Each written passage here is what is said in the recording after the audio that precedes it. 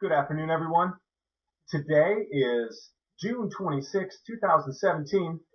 This is episode number 28 of Mini Ice Age Conversations. And today I have with me Sacha Dobler. He runs the website abruptearthchanges.com. And how we connected was the amazing ebook that he put out, Black Death and the Abrupt Earth Changes in the 14th Century. As you know, I'm trying to connect a timeline with the changes in the grand solar minimum and what we can expect. And during this exact same time frame of the 14th century, we had a grand solar minimum. So I've been interested in this time frame, and then lo and behold, this 100-page plus PDF comes out that Sacha wrote that was so well researched. It took over a year, and I'm having him on today so we can discuss more about this time, some of the similarities of what's going on with the Earth's climate right now, and also the way it's repeating as it did during the same time in the 1300s or the 14th century. Sacha, thanks for joining me today.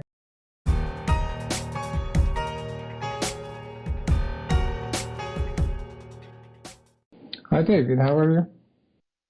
So good. I read that book from cover to cover, and a lot of other of my subscribers had read it as well.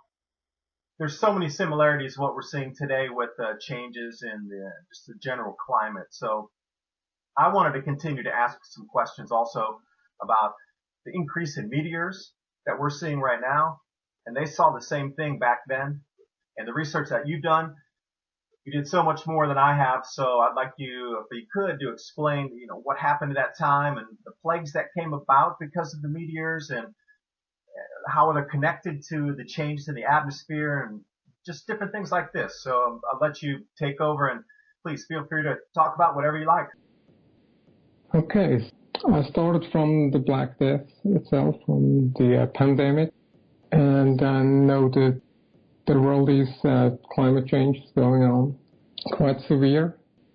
And I found out that I would have to distinguish between two events, the main pandemic and the culmination of different earth changes at the time, earthquakes and meteor sightings, comets.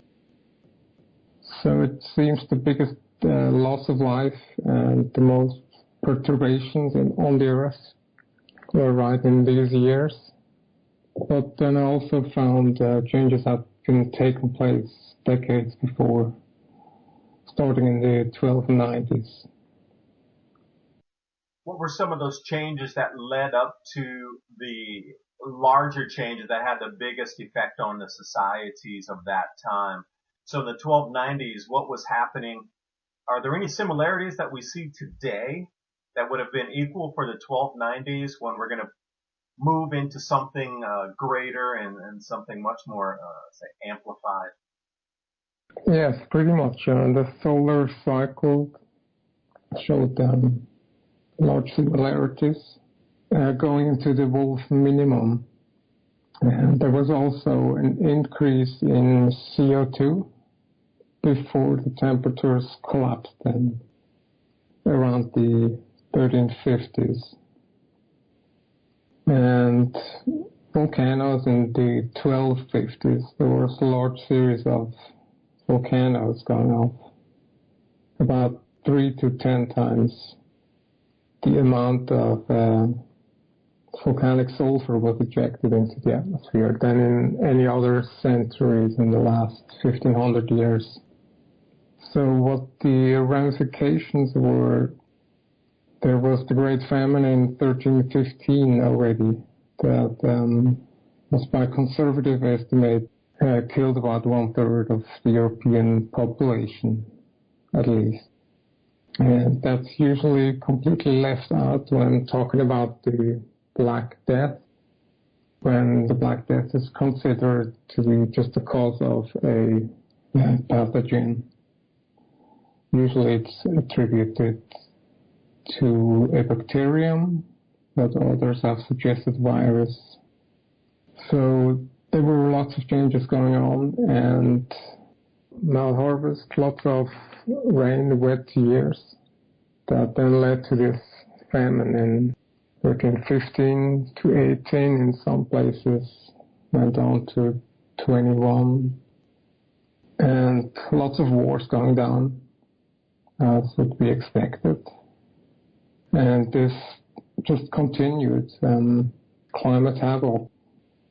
And the actual culmination at the 1381 seems to be directly connected to a singular event or a chain of events, probably crossing of a meteor stream. That's my best guess at this moment. It's what the evidence should suggest. So it's nothing I found in the middle of other solar minima. I think the two are connected directly, but I couldn't say that this culmination and the abrupt increase in earthquakes and meteor sightings and also aurora effect, all the things that people recorded, I can't see the same thing repeating in the middle of each solar minimum as far. Maybe we find the evidence at some point. Yeah, with what you just said, if we use that as a checklist, well, the auroras this year specifically have been blue and white, which they have never seen white before. Blue is rarely spotted, but it has been the main color for these energized particle events over this year. So that would be a check in the box. The increased amount of meteors as well. We're seeing that as this magnetosphere around our planet decreases along with the solar output. It just means that it's easier for those pieces of rock from space to penetrate our atmosphere. You know, we got snow in Russia just these last couple days with Murmansk, and then that summer blizzard that's coming across as we speak. These wet conditions, check. Almost everywhere in the northern hemisphere has been too wet for anybody to plant on time this year. That includes the United States, Canada, China, Russia, the EU, and we just check on all these boxes, and it seems like it's starting to match up quite a bit. Yes, it does. Matches up quite a bit, but we haven't seen the meteors of the sort that would really shake the ground and were directly correlated to large earthquakes. They were speaking about earthquake swarms that rocked across Italy. One just a few months before the outbreak, the so-called outbreak of the plague, did some physical damage from Naples to Slovenia. I proposed it was an earthquake swarm rather than one shock. We haven't seen that in this magnitudes, but anything else that you just mentioned was pretty much witnessed in the decades ramping up the auroras and all the above, check, definitely. And we have crop failures here in Switzerland too, although I must say we seem to have been pretty spared in the last couple of months anyway from large storms. But when I see your videos, that sounds familiar. And there are definitely lots of similarities. Yeah, there are. And also the gases that you spoke of with these earthquake swarms, which is one thing we didn't see yet on this planet with this grand solar minimum. The gases coming out of the ground during these earthquake swarms. Now, if we start to see that, that's something that would definitely be a big red flag to say something is very, very wrong. Can you tell everybody what happened with the gases coming out of the ground that were suffocating people and also possibly part of the spread of this plague? There are numerous reports. I did some deep digging in libraries, and it's quite amazing. You can find most of original sources that talk about all these gases and foul odors. And the material is still around. It's just not regarded as relevant by historians. And people talked about foul odors coming from the sea, and then everybody falls dead. Foul odors coming from the ground. So these sources are still around, and what people were talking about was fish die-offs, what we see today sometimes also. And from what I can tell is there wasn't any disease needed really, or I would talk about diseases. There's no consistent pattern of symptoms. But basically people dropping dead from gases that come out of the ground, especially after earthquakes. And that was most severe in the early years, right after 1348. So there was a accumulation which can't be attributed to gradual earth changes, like melting permafrost and slow release of methane. But what they were talking about sounded very much like people being suffocated. So I made some comparisons to methane release and radon gas, which is a known problem of gradual contamination for people's basements. And radon gas can also be used as a precursor to earthquakes. And hydrogen sulfide is another candidate, which would attribute it for the smell of rotten eggs or foul odors that anyone was talking about. And another problem was contaminated drinking water. That's one thing many people are not really focusing about. Things like hydrogen sulfate can then, or water soluble, can be rained out and end up in water sources. And I think that's one of the contributors that led to the assumption that someone had poisoned the wells, and the Jews were accused of having poisoned the wells, which is not feasible for most settings because people were drinking from rainwater wells and fountains fed from creeks. It would have needed a monumental task to purposely poison those wells with whatever they had, so maybe arsenic at the time. But these reports from contaminated groundwater are pretty consistent, and gases emanating from bodies of water. I also found a contemporary comparison. There was that incident in the 80s in Cameroon in Lake Nile, where a bubble of CO2 emerged from a volcanic lake and an inactive volcanic lake and suffocated 2,000 people or so. So these things happen, and if tectonic activity ramp up suddenly, then these things have happened at a large scale and they can happen again.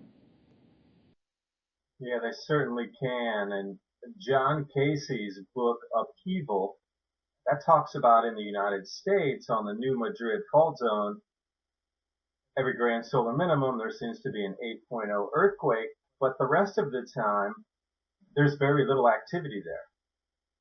Like myself, this is my personal example. I went back to the United States for the last month to look for some land. And when I tried to talk to an insurance agent, they told me, I asked about earthquake insurance, and they told me, yes, we can give it to you, but it only covers up to 10,000 US dollars. That's it. Because they've had these quakes in this area, and they know if another 8.0 quake comes into the Tennessee Valley area, or up in Missouri Valley, or anywhere up that Mississippi Valley, Mississippi River area, that they'll never be able to pay off those claims. So they're limiting everybody to $10,000. You have to pay your premium every month, but they'll only pay out $10,000 in coverage. So some of these things repeat, but they're silent until they repeat again. And these would be abrupt, fast changes like John's book talks about. Everywhere on this planet we'll see tectonic activity as well as volcanic activity. And we're starting to see that around in Russia as we speak. There's 3 volcanoes going off there, and they're shooting ash, 10 kilometers up into the sky. It only takes a few of those before it really has an effect on our weather. Exactly. I wrote an article in 2012, and I found that the sinkhole insurance premiums have gone up 400% or so in the US in 1 year. I don't know where this trend went since then, or they're not talking about it anymore. But it was a big deal in 2012. Well, I can answer part of your question. Will they do, once you're going to buy some land, or when you do and you want to construct a home, they do a quick survey to see if there's any existing sinkholes. If there's even any in your area, they will not insure you at all. It's impossible to get coverage. If it's an area that has no sinkholes currently, they will give you the coverage, but it's incredibly expensive. That's where it's at today. If it's anywhere even in your area, they won't cover your home. Now, these insurance companies must know something's going to increase in activity, because they like to take the premiums in, because most times things don't happen with the insurance company and the insurance industry. That's how they make their money, because most times there's not the money for the claims, because not that many things happen compared to how much money's coming in. But this seems to be, now they don't want your money anymore. I don't know why. Sinkholes and earthquake and floods, they don't want your money anymore. They're like, nope, we can't insure you. So what do they know that we are not being told? This is a full industry-wide thing in the United States. Well, I guess they're watching your videos too. Now, if I could, let's talk about the wars and also the rent in the Scandinavian countries. You'd written about the property values, and the rental properties had dropped by 90% during that time, just because so many people died off and there was no demand for real estate. Do you think we'll experience something like this again as we get into the grand solar minimum and there's loss of life across the planet into the hundreds and hundreds of millions of people this time, if not billions? It seems we're moving in this direction. But what happened at the time was, historians usually attribute land abandonment to the Black Death. They assume many people died from a disease in 1348 to 51, and there were no more people to cultivate the land, right? But it turned out that land dissertation had started long before, 1290 onwards, coming out of this medieval warming period, which was sort of a golden age in the high Middle Ages. That's when they were cultivating grapes in the UK, which they can no longer do. So there was definitely a warmer climate back then than today. Much warmer, yes. They had orchards, apples, quite high into Norway, and wine into England. I don't know exactly how many 100 miles farther north than it's possible today. But it wasn't just temperature, of course, but with the high solar activity and less cosmic rays, just more steady weather and more predictable rainfall. So these were the good times in this medieval climate optimum. Population have been thriving and increased. Great advances were made in culture and technology, and that suddenly stopped in the early 1300s. And some glacier expanded, but it wasn't immeasurable cooling, just more irregularities. And land had been abandoned already up to the Great Famine, which I mentioned. No, talking about the Great Famine, those people of that time were able to grow their own food locally and trade with other people locally within 25 miles or maybe say 40 kilometers or something around their area.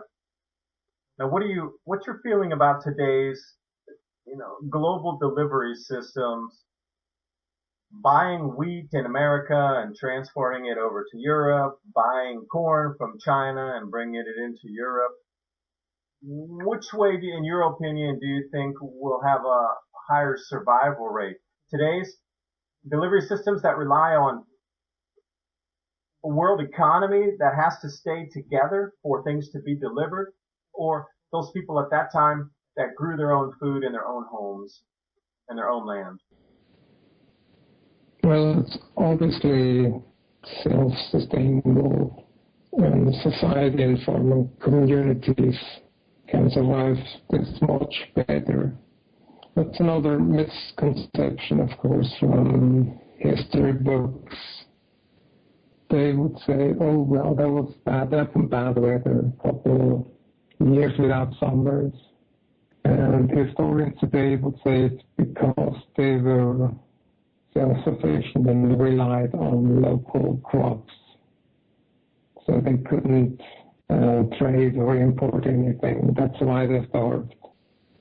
But of course, they did much better. Today, this would be crop losses of much more devastating. Okay. Now, with the global system that we have right now, with the global economy, it has to stay functioning for the global delivery system to continue. If American economy collapses and the EU collapses, nobody's going to trust the banks or the companies or the letters of credit from one company to another from different countries and different continents. It's just not going to happen. We're going to have to use smart contracts on the Ethereum blockchain at that point because currency won't work anymore. But we got to have a functioning world economy or else this delivery system fails. And if it doesn't work, then we're worse off than the local farmers in the 1300s. Directly comparing to the 14th century crisis, there's a misconception that the people of the time, they were self-sufficient farmers for the most part. So they didn't have the option to just import crop failures.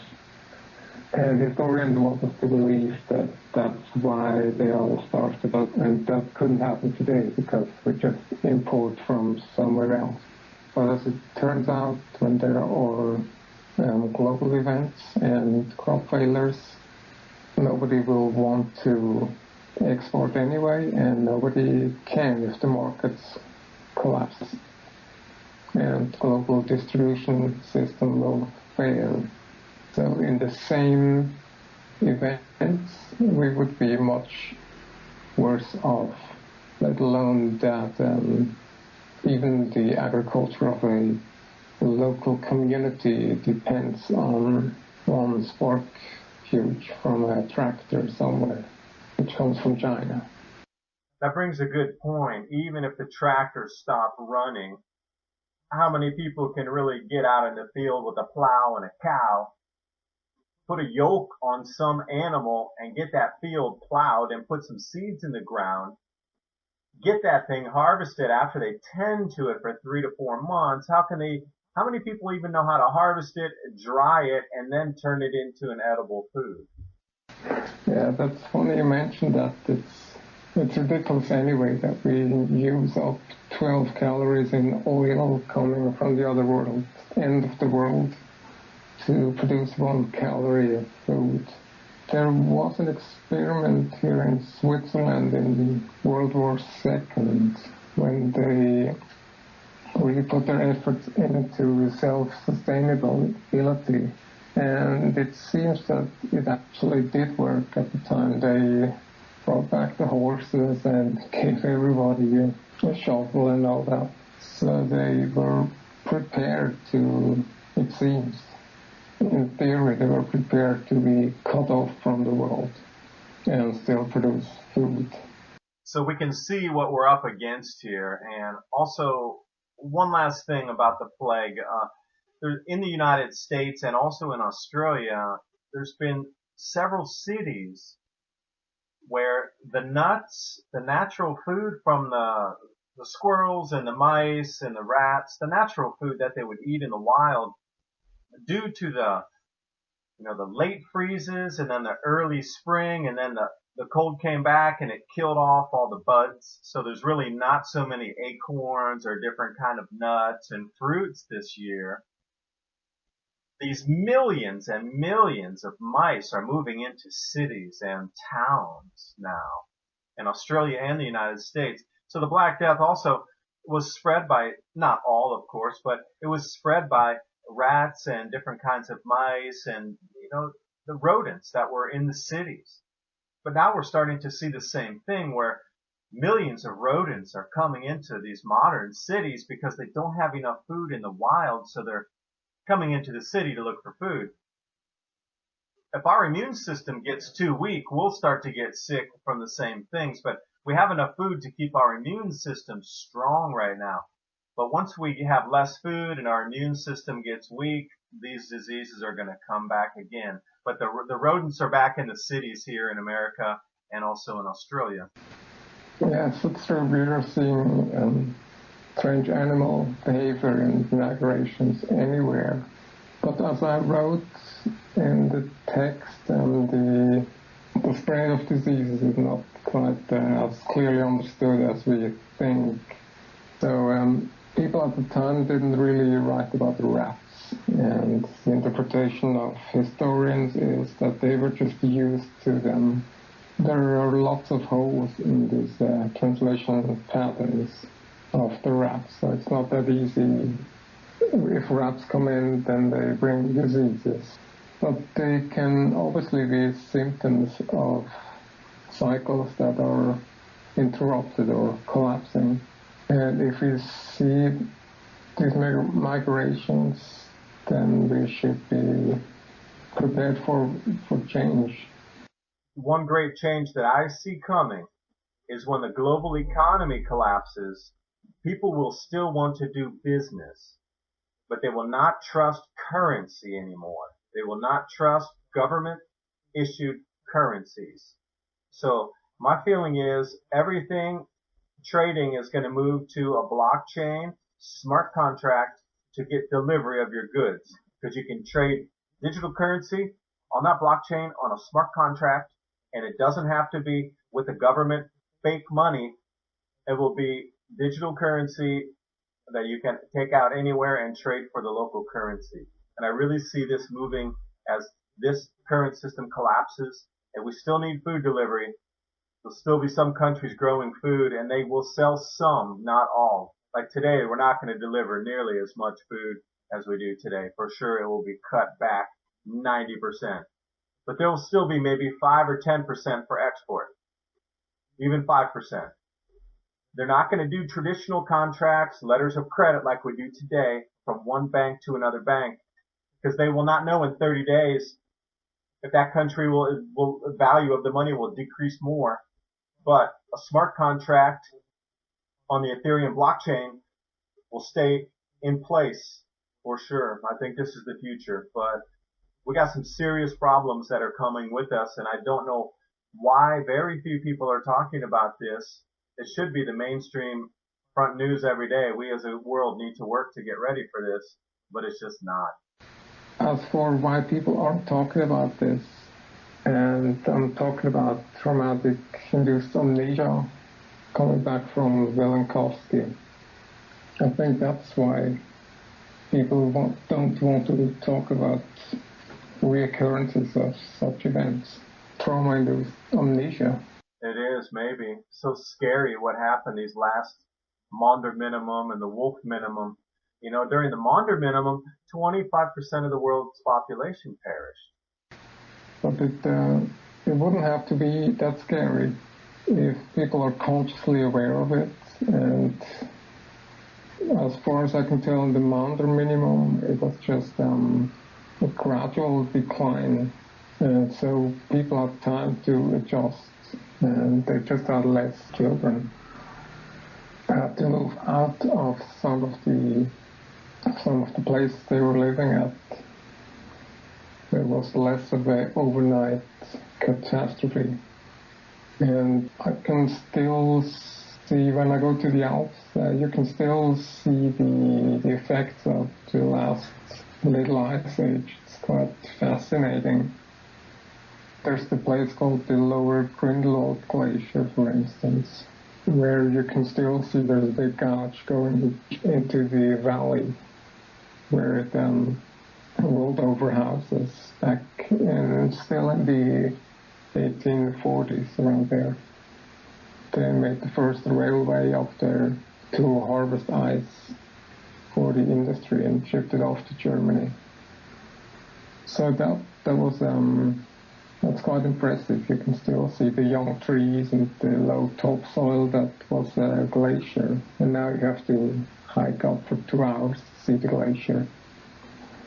That was very real for the people, but it seems there was more of a gradual, slow transfer into uninhabitable zones, and the population seemed to have declined gradually.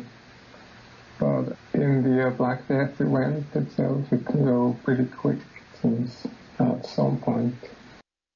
Which leads us to today. How fast are we going in? And if you saw the report I put out, I just compared Zarkova, Popov, Zarkov, and Shepard's work. They put out a couple different timelines of what you just talked about, how slow it was going into the Maunder minimum based on the northern and southern hemispheres of the sun in their canceling wave.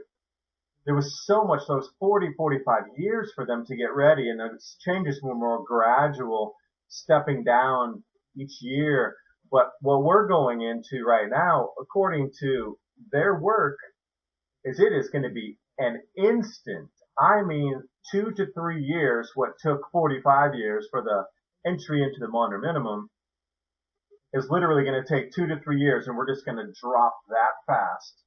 So by 2021, we're going to be what would have taken 45 years of time into the Maunder minimum. We're going to experience that in these next 2 to 3, which is a little opens up a whole possibility of outcomes there, I guess.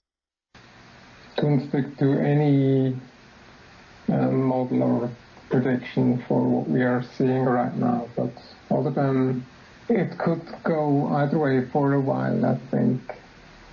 But the abrupt cooling is the most probable, obviously. Just go to abruptearthchanges.com, and it's in the upper right-hand corner. Just click on it. I put the updated version on today. Well, we'll leave it at that, and we'll let everybody do their own research. And speaking of that, tell everybody how they can find your PDF, Black Death and Abrupt Earth Changes in the 14th Century PDF. How can they find this and download it? Just go to abruptearthchanges.com, and it's in the upper right-hand corner. Just click on it. And Sacha, thank you so much for spending your time with me. and explaining to everybody about your research and what we're seeing in today's world. And again, everybody can check out the website, abruptearthchanges.com. Okay, thank you too. See you another time. Bye, David. And I do thank you so much for spending your valuable time listening to Sacha and myself discuss repeating cycles in history. We're going to see this again. It's beginning right now. I hope we can use this as a platform so we can all start to compare information. Please leave a comment or a note below. Pass this through your social media. In our next talk, I'm going to be discussing crop losses globally with Bob Kudla from Trade Genius. A lot of what we are going to speak about has not been making it into the mainstream news media, so I think you're going to learn a lot. Join us for the next episode.